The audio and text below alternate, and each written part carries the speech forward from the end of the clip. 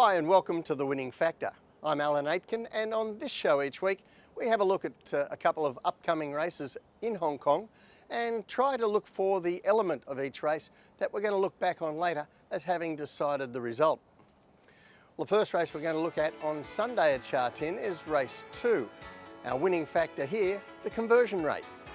And this race looks to come down in particular to two runners, Super Rich and the horse that Zach Purton's jumped off Super Rich to ride, Time to Celebrate from the John Size yard. Now that switch isn't a complete surprise, as Super Rich looked a little bit keen at his first attempt at the mile for Zach last time, whereas Time to Celebrate, already a winner over the 1600 metres at Sha Tin, and he's been working well up to a win in recent starts. First we're going to look at his run 2 starts ago when he was 5th behind Ka Ying Star, and this is race 3-2-1. As you see on the heat map, a steadily run race early, in fact slowly at times, and a very fast sprint down the home straight. That made it very tough to come from back in the field, but Time to Celebrate from a wide gate was back in the field, ran on for 5th, and have a look at a couple of the horses who beat him home there, Enrichment and also Furor, who's been able to win since, and Ka Ying Star's raced well as well. So this is a strong form race going forward. Then we'll go to his most recent effort. This time we're going to have a look at race 393, and this time the pace was a little truer, but once again Time to Celebrate got back in the field and hit the line very well behind a couple of smart horses here headed by Good Standing. Now this is classic John Size. We see this season in, season out, horses working up to a win, and we've spoken before about the conversion rate for horses, and that's when we look at the strike rates of trainers with horses that have run 2nd, 3rd or 4th at their last start. In other words, they're coming into form, they're ready to win a race, and they just need the right circumstances. And John Size, as you can see on this graphic, he leads the way in conversion rates. In fact, his strike rate with horses that have run 2, 3, 4 at their last start is better than most trainers do with their last start winners.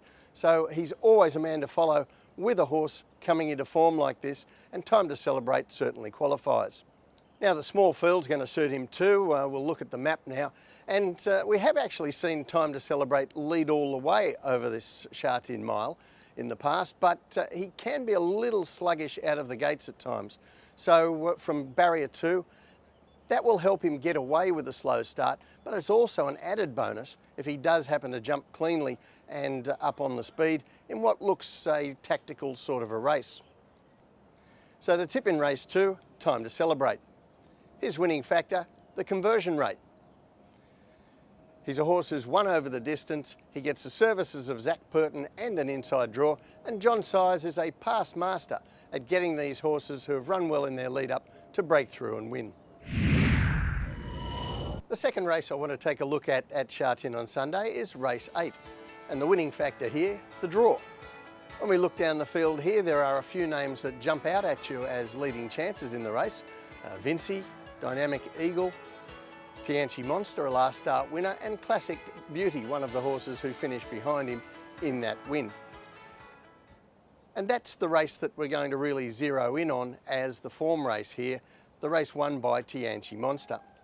This is a Class 3 over 1800 metres, race 392, and you see a significant incident here just around the 1600 metre mark where the pace slows, there's a bit of interference, and Dynamic Eagle goes up in the air badly checked.